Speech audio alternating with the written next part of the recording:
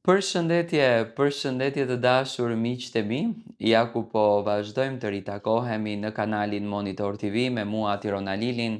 duke ndarë lajmet më të fundit, duke ndarë ngjarjet më të fundit, duke ndarë momentet më të bukura nga jeta e artistëve shqiptar. Në këtë minutazh dua të ndaloj pak tek Mateo Bori. Sa bukur, sinqerisht sa bukur është kur në këto ditë njerëzit kanë filluar që të ftojnë shumë raportet familjare, nuk e duan më njëri tjetrin, nuk e respektojnë më njëri tjetrin,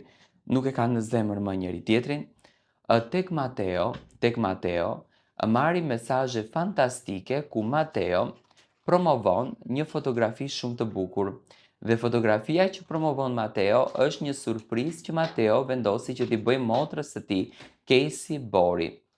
Natën e mbrëmshme dhe ditën e sotme, konkretisht, apo natën e mbrëmshme në orën 12, Mateo bëri një surprizë shumë të bukur. Ai edhe në Big Brother në fakt ka thënë që Casey-n e ka pikë të dobët, janë rritur që të dy me dashurinë e madhe kundërdrejt njëri tjetrit, me respektin e madh kundërdrejt njëri tjetrit, domethënë prindërit kështu i kanë rritur, duke i dhuruar dashuri, duke i dhuruar energji të mirë, duke i dhuruar pozitivitet. Mateo natën e mbrëmshme me fishek zjarre, me torta, me dhurata fantastike, ka uruar ditëlindjen e motrës së tij të Casey-t.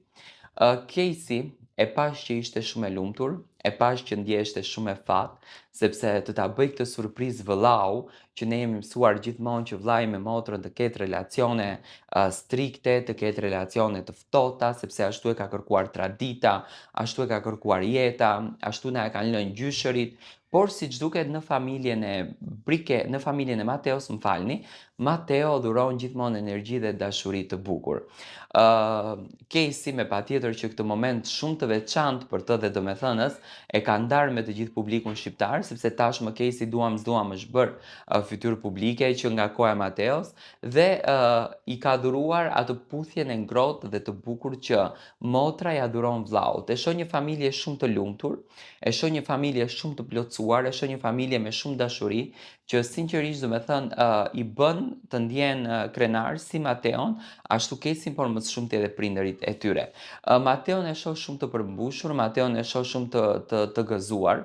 arriti që të merr edhe dashurinë e jetës së tij, arriti që të merr edhe fokusin e vajzës që don, dhe me patjetër që Mateo dëshmon që kultura e tij është jo vetëm tek gruaja, por është edhe tek motra, është edhe tek nëna, gjithmonë e bukur dhe sinqerisht ky ishte mesazhi, i cili ishte mesazhi më i bukur në kohët kur ne vërtet kemi harruar marrëdhëniet familjare, ka ndikuar shumë te nepërditshmëria, ka ndikuar shumë jeta dhe po humbim gjithçka. Një mesazh që në fakt duhet vlerësuar dhe një mesazh që duhet duar trokitur. Unë uroj të gjitha të mirat motrës së Mateos, qoftë të jetë gjatë, qoftë e lumtur dhe Zoti i dhënë të vetëm suksese.